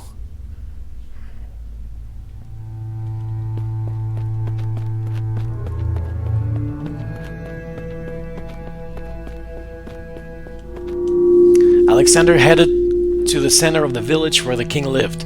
He had to get in to see the king, but wasn't certain now. He only had a few minutes a day where he met with villagers before he headed off to the next feast. Who is that? Alexander thought to himself. In the distance was one of the wizards. A wizard, he called out. He could help me. He could do some magic and get me in to see the king.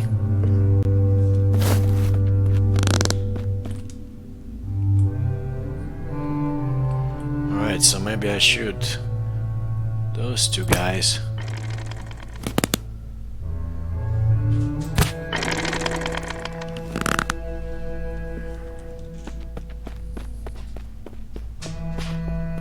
There's gotta be something else here to shoot.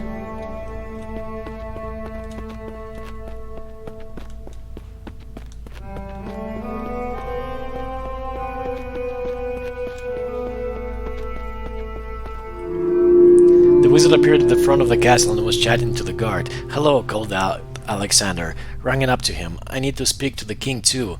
Just a moment of his time." "This is highly irregular," said George. Marco pulled out a staff from his robes. Soon a pink mist surrounded the air. The guard said, "Please enter," and step aside.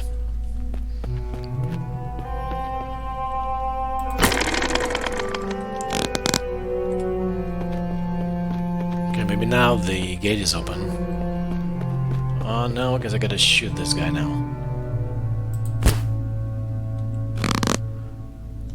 And this should be... yes.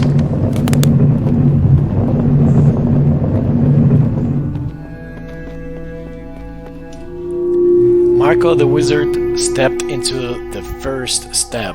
"Are you coming? I expect you to keep your mouth shut while I run my mission. Then you can speak to the king." "Of course," he said. He followed after the wizard, extremely curious. Marco entered the great room where the king sat up on his throne. He frowned. He was extremely angry that the king was the leader. Why it should be a wizard who ran the kingdom, but soon his plot would become action. Alexander stood on the sidelines awaiting his turn with the king. He watched as Marco waved his staff before the king. A fine amber mist enveloped the king's head. Then the soul orb lifted out of it. The wizard is prepared. He drags the soul orb into an amphora. He puts the stopper on it and then tucks it in his robes. Alexander witnessed the king's dropping back on his throne, stunned.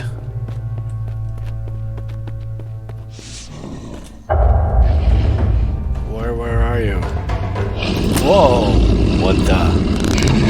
Jesus Christ! What the crap?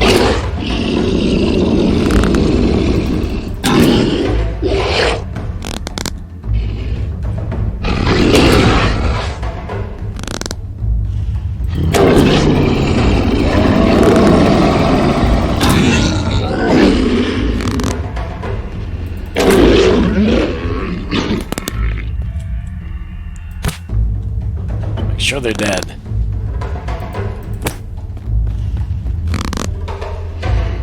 Okay, there are more.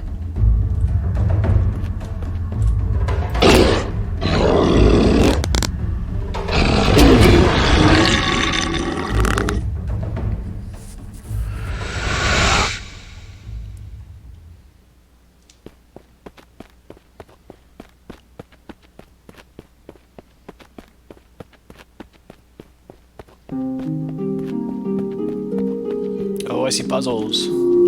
What just happened? He called out. It was like a heavy weight that had been lifted from his mind. Wait, stop, he called out. Thief. He pointed to the wizard who was already out of the great room and running down the great hall. The guard George raced after him. They both ran back into the courtyard. They both came to a stop when they saw what was waiting for them.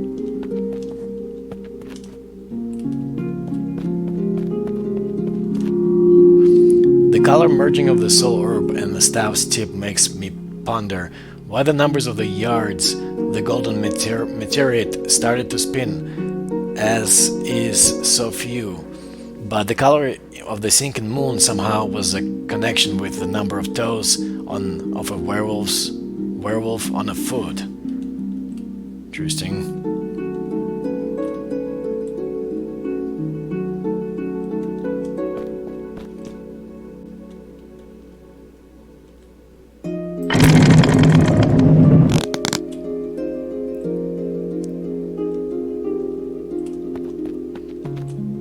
I don't know what to do here.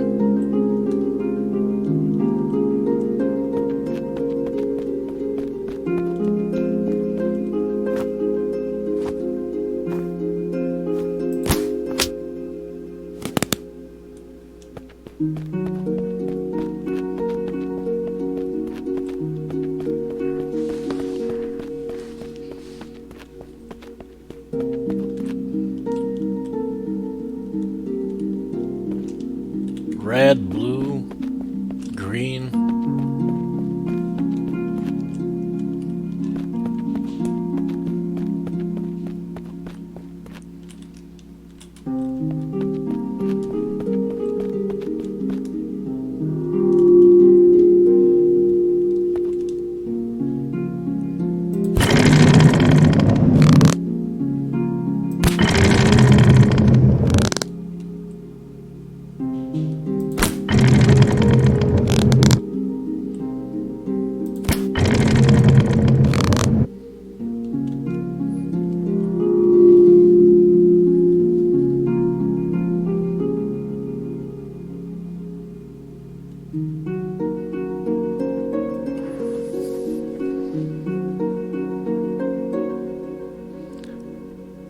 The color of the sinking moon, so it's like gonna be reddish.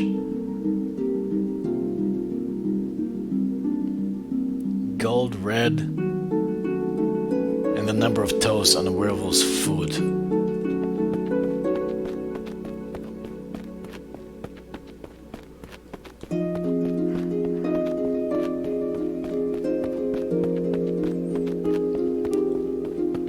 How many toes you got, man? 1, 2, 3, 4. 4 toes.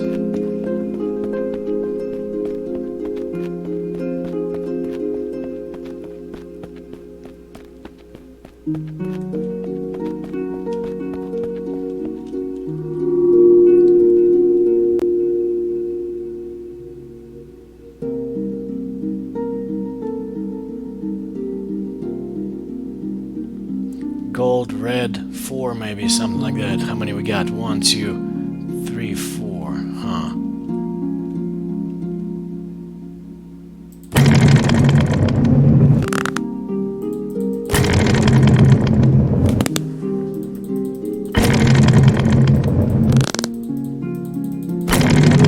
It's gotta be red, right? Numbers gotta be 4.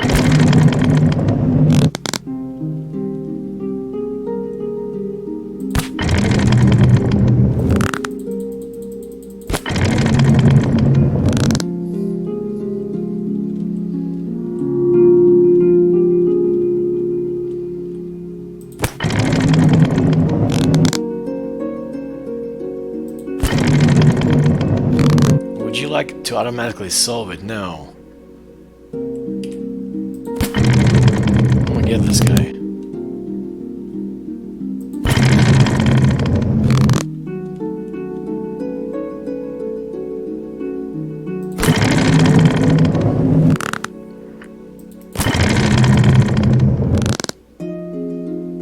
Maybe this is the color of the moon. And maybe this one needs to be herb. color, which is like bluish.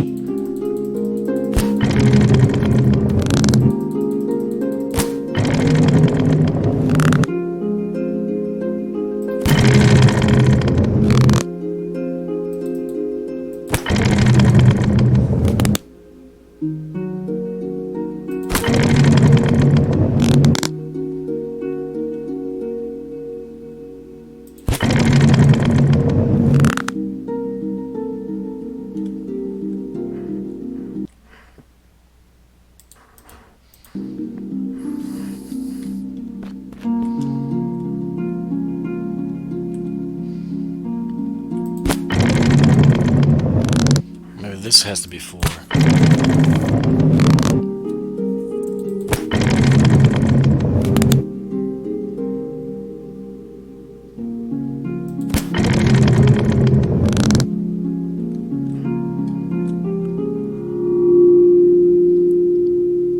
The number of yards the golden meteorite started to spin at is so few.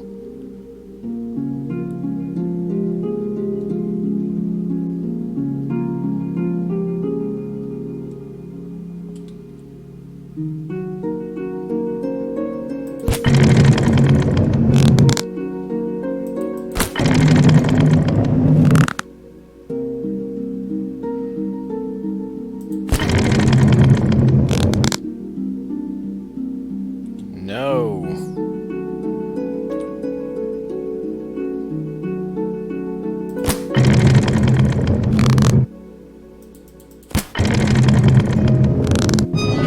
Oh, aha.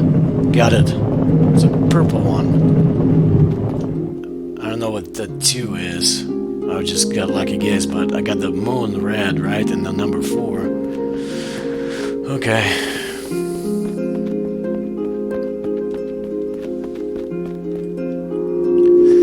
Five humongous werewolves were in the center of the courtyard. The villagers scattered. The werewolves circled the evil wizard. He pulled out his staff, but its powers had been spent for the day. A werewolf stepped forward and chopped it in half. Alexander and the king watched in dismay from the sidelines as the wizard was torn to pieces. The amphora from his robes rolled out and across the courtyard, but no one had seen it.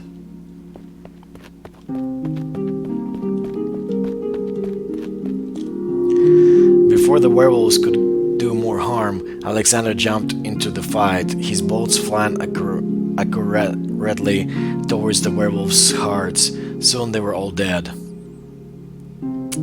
The king stood there sadly, having witnessed the carnage. He could only imagine what it has been like for the villagers this past year. Alexander, as my witness, I vow to never be tyrant again. Appoint you as my new advisor.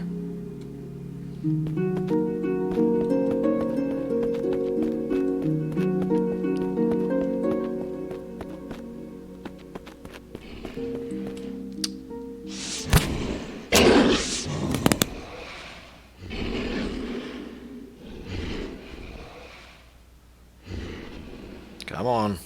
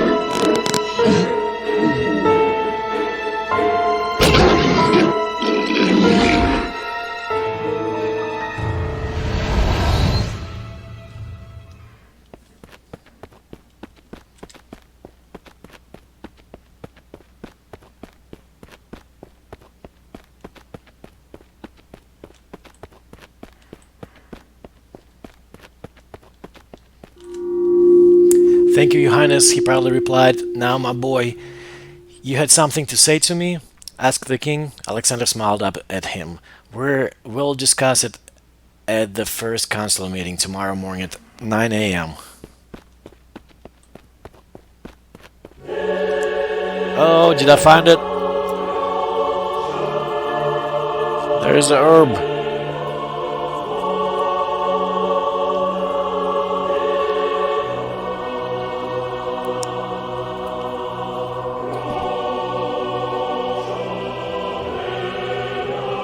Cute story, I guess. Not bad. A little bit under 2 hours a game.